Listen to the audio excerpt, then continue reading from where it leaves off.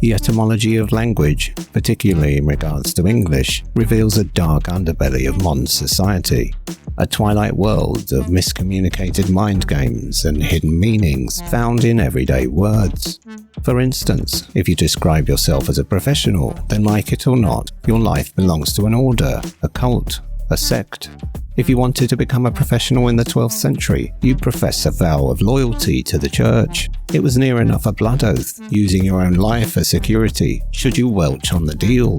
In return for your absolute obedience, you get a free education, food, and a roof over your head. Obviously, you'd need to stick to the dress code, which was probably sackcloth in those days, but nowadays it's far more likely to be a business suit. In Old English, business meant, amongst other things, careful, anxious, and occupied. It almost sounds like a mental disorder, and in a way it is. There are those who believe they are their job, and without it they're nothing. And they're probably right. If you spend your life chasing other people's dreams, you'll never stop running. The uniform of the corporate church is familiar to all. A formal suit is necessary to enter any unhallowed cathedral of commerce. The necktie can be traced back to ancient occult ceremony, one in which new initiates to a cabal had a noose placed around their neck. Each member swore their life upon a common cause, which, in those times, was probably the clandestine worship of Satan. The Masons believe the necktie represents an umbilical cord, connecting each member to their temple, a symbolic death by strangulation in the womb for all those who dared join the 33rd. You can tell the Masons used to have a big pull in the music industry. 33 1/3 is the speed of vinyl LPs, all of them recorded at a lethargic 432 Hz, rather than the Schumann frequency of 440, known as the heartbeat of Earth. In the last century, bowler hats were de rigueur for bankers in London, especially in the Satanic Square Mile. Bowler hats offered an obvious occult connotation, a visual representation of Saturn and its rings placed upon the crown as a sign of obedience. History can be rewritten, which is why so many words quickly disappear from public use, words that reveal the truth of their age. Language for the masses is continually updated, simplified beyond reason, and stripped bare of all tangible meaning. Only by tracing back through the history of language can you see the full extent of the damage. Take the word police and break it down.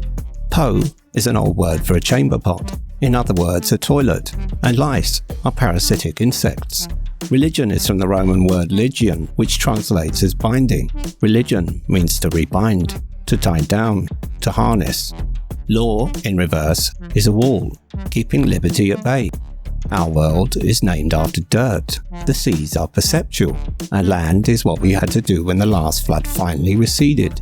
The universe is a short poem, gravity is a serious situation, and the word serious is the phonetic cousin of the dog star. The word star, in reverse, is rats.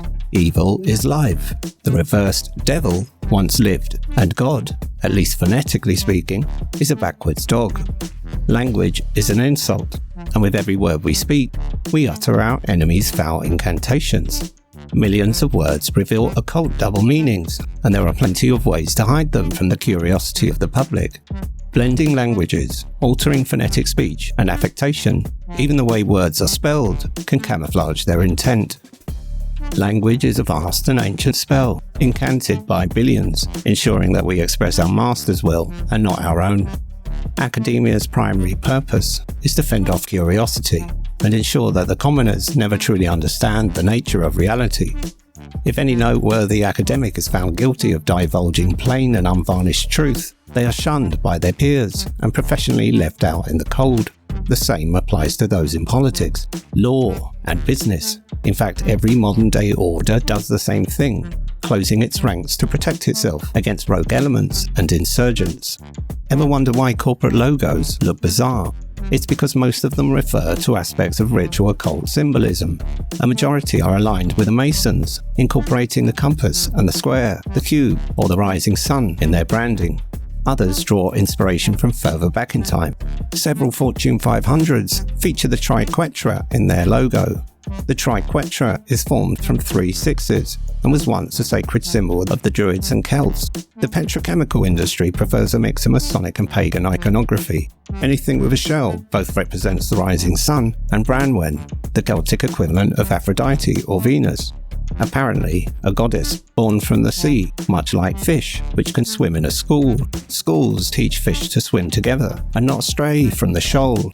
As with human nature, we are educated to give up our own individuality and fit in with the herd. The word corporate comes from the early 15th century word meaning united in one body or constituted as a legal corporation. However, if we trace the Latin origins, we end up with the word corporare, which means to make or fashion into a body, much like the plot of Mary Shelley's Frankenstein. The Latin root of corporare leads us to corpus, which means corpse or kill. Corporations are fashioned from a legal straw man, a symbolic dead body infested with parasites who've professed their undying allegiance to their decaying host. Amateur comes from the French word for love, amour. In the 16th century, an amateur was a lover or a friend. 100 years on, and the meaning was degraded to one who has a taste for some art, study, or pursuit, but does not practice it. Academia cut out the heart of the word and replaced it with an insult. Much of language does the same, firing cheap jibes at an unwitting audience, twisting their words and keeping them in the dark. What we know is nothing, and the elites will do everything in their power to keep it that way. Academia merely polices knowledge, defending its domain by obscuring the truth with a lexicon of technical terminology. Language can be a barrier in more ways than one, even if you've mastered many, for if we don't know the true meaning of what we say, we can never honestly communicate. It's been the same since the fall of Babel, babbling nonsense to the world to hide the secret order of the corpse. The oldest corporation of all is the church. They were the first to conduct market research, collecting personal data via the confession booth.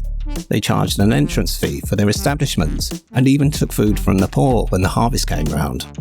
For the elect, they offered in-house training with residential colleges and a career with prospects for promotion. Religion has taught business everything it knows about making cold hard cash.